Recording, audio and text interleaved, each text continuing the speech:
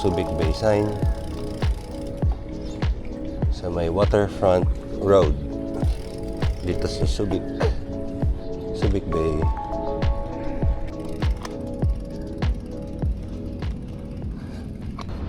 I think I have cold.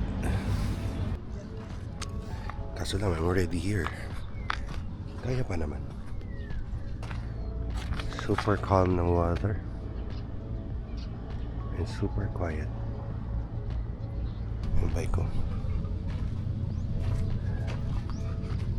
Di pa ako binibigo niyan. Medyo magaan siya compared sa dati kong bike.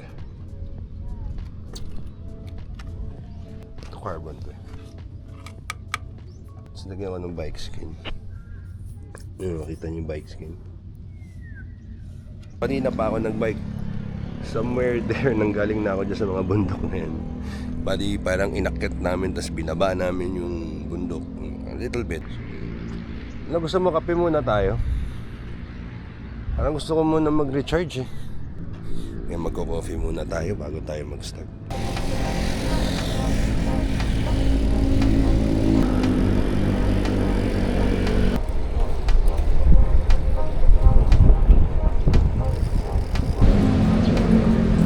Where do you wanna sit?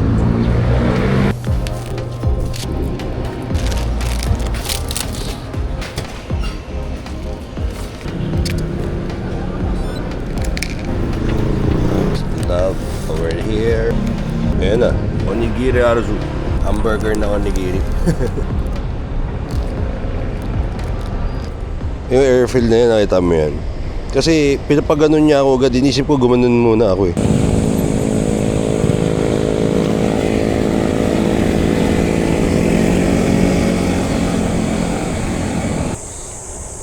Sarap magbike dito. Medyo maganda yung daan.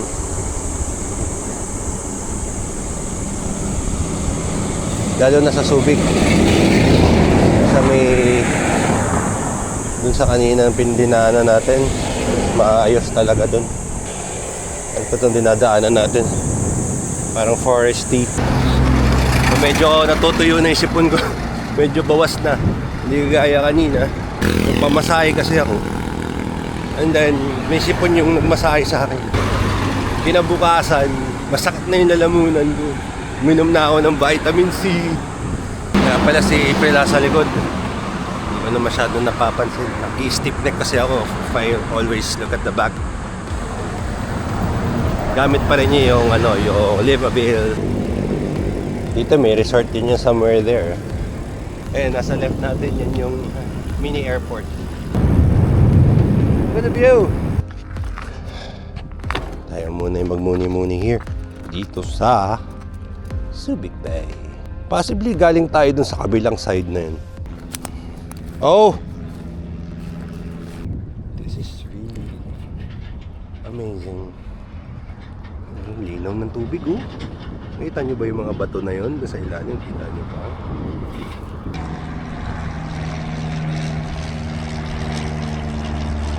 Wow!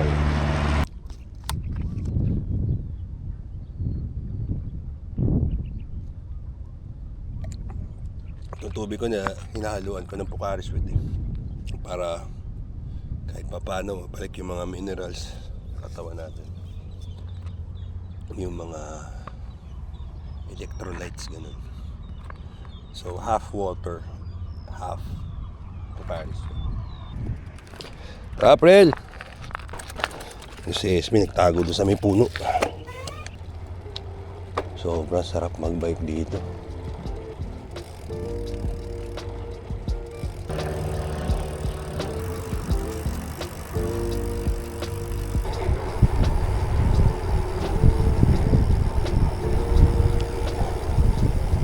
Ganda. Haba. Kahit hindi ka na masyadong pumasok kung saan-saan, dito ka na ng back and forth. I think, okay na eh. Saka ang ganda ng view. Dagat talaga eh. Saka malinaw yung tubig. Hindi basta-basta.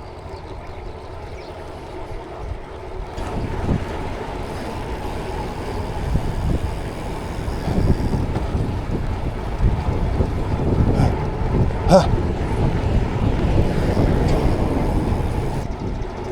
Laki ng daan dito.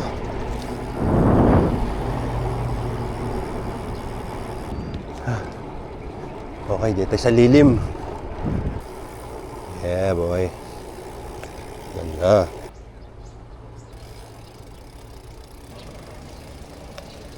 All Hands Beach. Morning. Walang tao.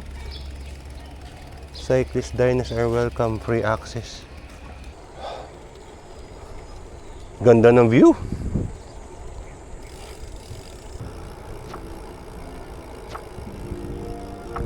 Wow, man.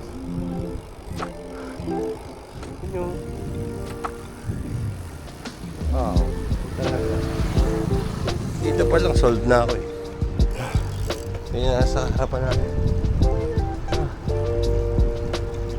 Ang haba ng straight.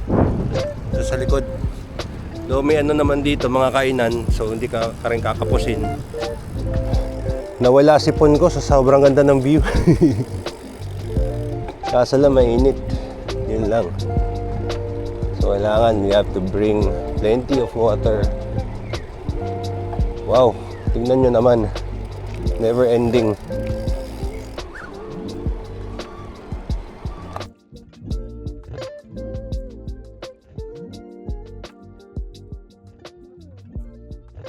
Kailangan natin magmadali. It's because mainit na. Ito ano yun? Beach oh. Ang tao. Ha ha ha.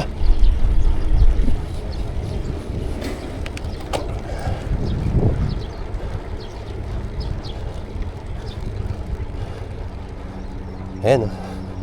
Airstrip.